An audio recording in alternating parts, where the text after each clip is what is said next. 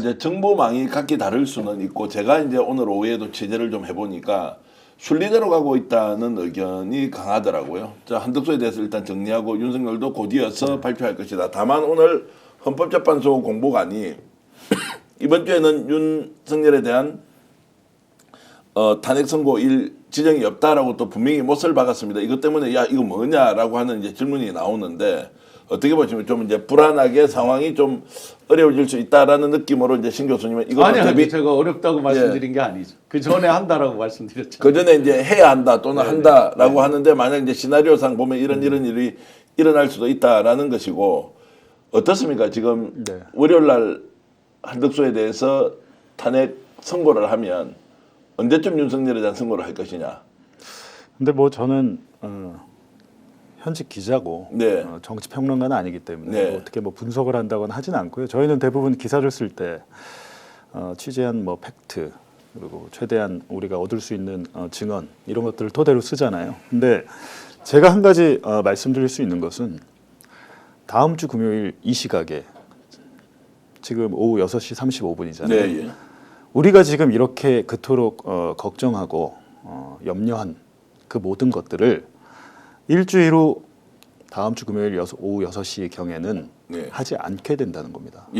하지 않게 된다는 건데 제가 말씀드렸지만 사실은 선택지가 없는 게 만약에 윤석열이 대통령으로 돌아온다면 대한민국은 전쟁 상황이 올 거고 예를 들면 본인이 와서 또 피해 복수열전을 벌일 거 아닙니까? 거기에 대해서 헌재 재판관들 생각 없을까요?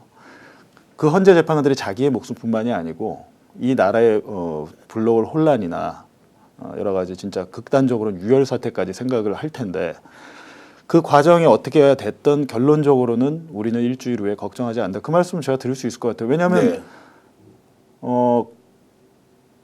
개헌보다 더한 사태가 올 거기 때문에 만약에 그런 상황이 올 거기 때문에 그렇지만 많이 걸렸는데 저는 그래서 크게 일희일비하지는 않습니다. 거기에 대해서. 저희가 뭐 뉴스타파 그걸 가지고 이걸 보니까 저러네 저걸 보니까 내일이네 모레네 하는 게 스트레스는 무지하게 받죠. 저는 심지어 윤석열의 명예훼손범으로 재판을 받잖아요.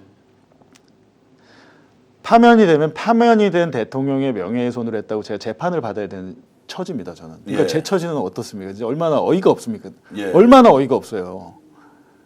그러니까 그걸 다 떠나서 저는 근데 그 재판에 대해서도 걱정하지 않습니다. 오히려 이 재판 과정에서 검사 윤석열이 어떤 인간이었는지가 구체적으로 드러날 것이기 때문에 예전에 그 재판을 함으로 인해서 2011년 대검 중앙수사부가 저축은행 사건을 어떻게 수사했는지 그 기록을 저희가 볼 수 있게 됐습니다.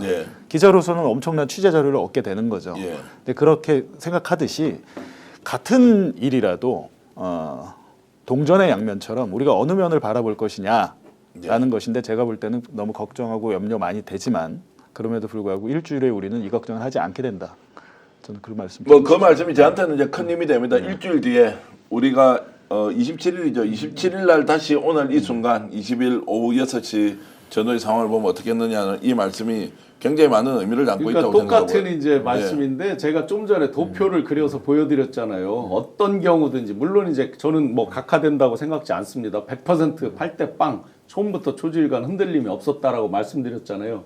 근데 이제 하도 많은 분들이 불안해하시니까 만약에 26일 이후에 했을 때는 제가 4가지 경우가 모두 헌재가 자기들이 자초하는 엄청난 비난을 감수해야만 한다.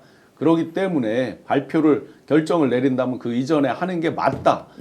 뒤에는 무조건 자기들이 비판을 받게 돼 있어요. 어떤 결정을 내리든 간에 물론 당연히 인용이 나올 겁니다.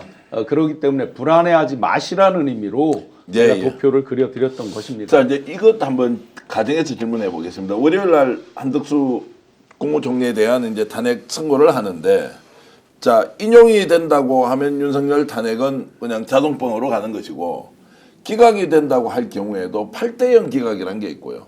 5대3 기각이라는 것도 있지 않습니까?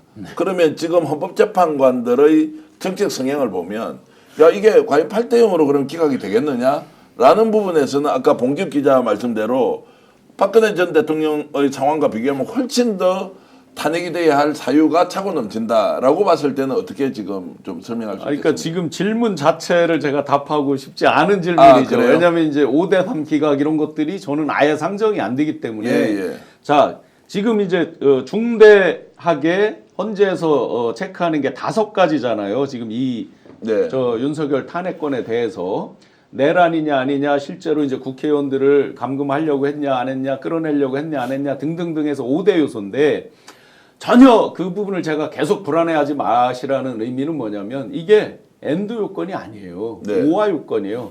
교집합이 아니에요. 단 한 가지만 얻어 걸려서 중대한 헌법 위반 사유만 돼도 아웃이에요. 그런데 지금 5가지가 사실은 다 중대하게 헌법 위반에 얻어 걸립니다. 지금까지. 심지어 끌어내려라 이런 것들은 윤석열이 자기 입으로 인정도 했단 말이죠. 실제로. 다만 요원이냐 뭐 의원이냐 이런 애드립을 치고 있을 뿐이고요.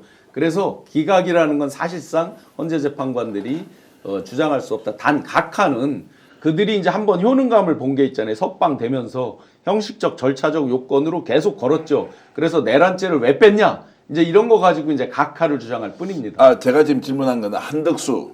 한덕수. 한덕수가 월요일 날 한덕수. 만약에 이제 탄핵 선고를, 윤은 뭐 당연히 8대 0으로 간다고 보는데, 네네. 한덕수의 이제 탄핵 선고 결과가 만약에 8대 0이 아니라 5대 3이 될 수도 있다. 기각이 된다 할 경우에, 아니면 이야기하신 대로 그렇게 지금 단정할 거 아니다.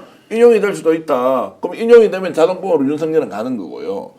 한덕수에 대해서 기각을 했는데 기각이 8대 0이 아닌 게 나올 수도 있다. 8대 0을 우리가 생각을 해서 이것이 빌드업의 과정이라고 생각하는 것보다는, 자, 그 시점에 몇 대 몇이 나왔느냐. 그러면 헌법재판관들의 정책 성향으로 봤을 때 충분히 한덕수에 대해서도 벌점을 매기는 방식으로 5대 3으로 기각된다 하더라도 그 5가 오히려 너는 위헌성, 중대성에서 훨씬 더 중요하다라고 할 수 있지 않겠느냐. 이제 이 점도 좀 짚어보자는 의견입니다. 네네. 그 주어를 아까 빼놓으셔서, 예. 한덕수라는 주어를 빼놓으셔서, 그 한덕수라고 하면 아마 제대로 이제 윤에 대한 인용 빌드업이 되려면 사실은 어차피 기각될 때 8대 0 기각이 되는 게 맞을 수도 있죠. 역으로 생각해 보면 다 어떤 혼란을 없애기 위해서 통일된 의견을 낸다, 이런 측면을 볼 수 있겠는데요. 기존에 이제 흔히 유튜버들이나 이렇게 분석을 할 때 재판관들의 성향 분석을 통해서 5대 3 또는 4대 4 이런 식으로 하는 그 기준으로 보면